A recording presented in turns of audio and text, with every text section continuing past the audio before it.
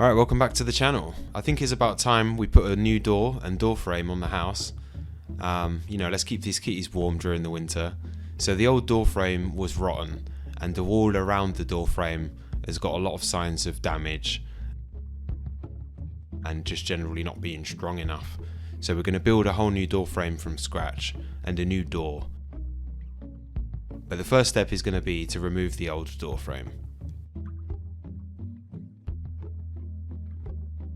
See, I knew it. I knew they got up to some crazy shit when I was not around.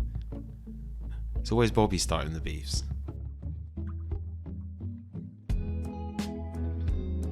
Right, now I know you're not really supposed to be using the chisel for this, but it was quite tough to remove the outer alcove, the part that stops the door from going through the frame. So we had to cut through it a little bit with the chisel. Who the fuck are you? So here we're just going to use this mechanics bar.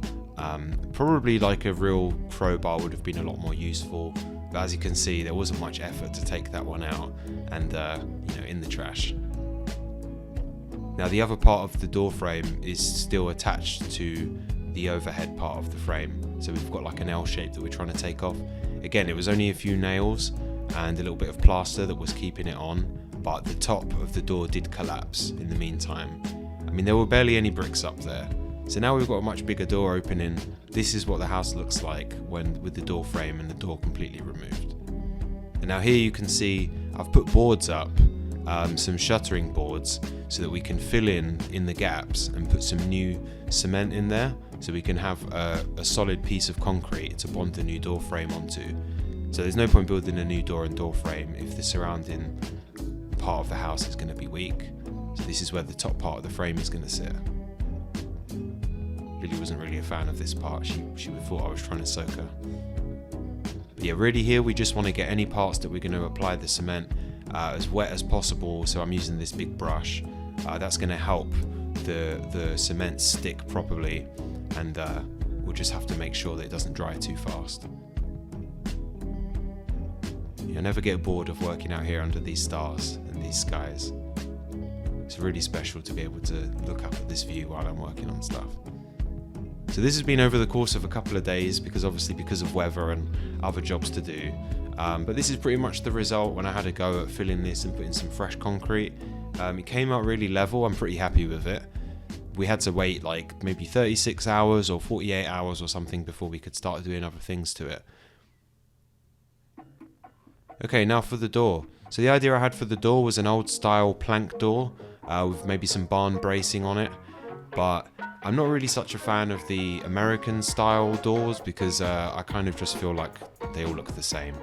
So we're going to go for something a little bit more European on this one, and we're going to go for like quite an old looking door. So here we've got some really nice lengths of Galician pine, and this is 50mm thick.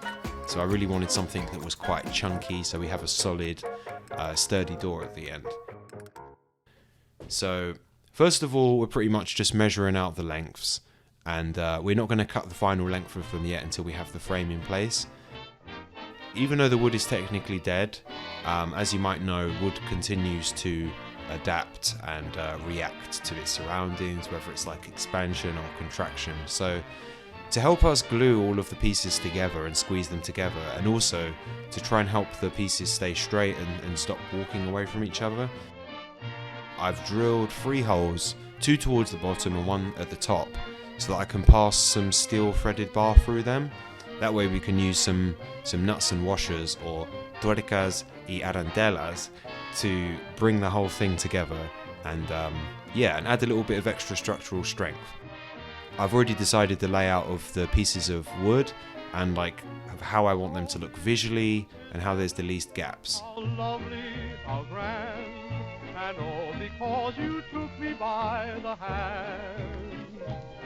So this is heaven, it's thrilling to me, and what an angel you turned out to be. Your love is... Now we're just being able to test out with the threaded bar, and this is the moment of truth. Hopefully all of the holes match up and we don't have to do any more drilling. This did take quite a bit of time. So now is possibly the most nerve-wracking stage. because this is time to actually glue the door together. I want to try and find the closest arrangement I can to make life a little bit easier when it's covered in glue. Really, the challenge here is that we can only glue one side of the door, one side of the plank, and when we tip all of the planks over, really, we don't want the glue to all fall over the floor. So we're going to have to be pretty hasty with how we manage to glue them together. So at the moment I'm trying to get them as close as possible, and we're going to be ready for gluing.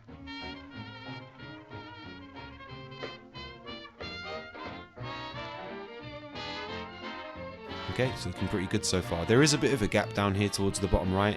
There's not really a lot I can do about that. I've tried spinning the plank around the other way and it was actually worse, so I guess we're going to have to fix that afterwards once it's glued. But yeah, we're pretty much ready to glue now.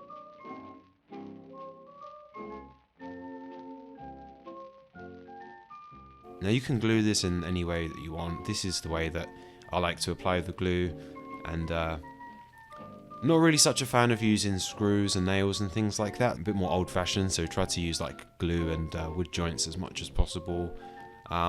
Best thing here is really just to like take your time, try not to get glue in any of the holes, and yeah, just apply as much glue as you think that you need.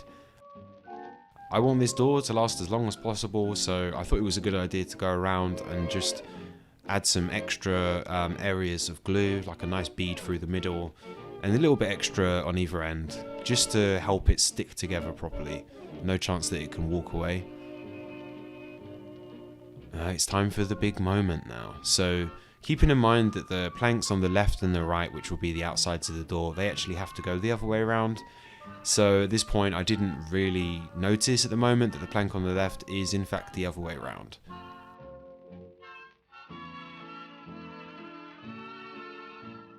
So once we've passed the threaded bar through, I wanted to start at the top and the bottom. In case the middle didn't line up, then we could always just decide to discount that one for now. So we're starting to put the washers onto the ends of the threaded bar and then the nuts. Okay, now so we've got everything in place, and we can start to tighten up these nuts with the zip zip. Hopefully everything pinches together and everything stays as close as possible and square. Oh, gee, it doesn't bother me because we live beside the railroad track.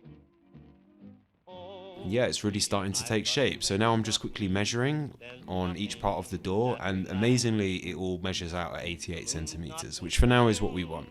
We'll still need to trim a little bit off of the left and the right of the door, and also off of one of the ends when we know our final height from top to bottom. But that's pretty much it. Here I'm going through adding any more extra glue in gaps, as I think that glue is quite a good wood filler. I mean, it dries clear and it's very, very strong and not crumbly, so this is pretty much the stage that we're at now. Everything is glued together. I've just left it on the floor for a while because it's nice and flat. And yeah, that's pretty much it, guys. If you're going to be interested in seeing how the rest of the door gets put together and the final fit up on the house with the frame, then go ahead and subscribe. That means you won't get any videos late. Let me know what you guys thought of the video, and if you've got any questions, hit me up and I'll answer them. And until next time, guys, you all have a great day. Thanks for watching. Adios, amigos.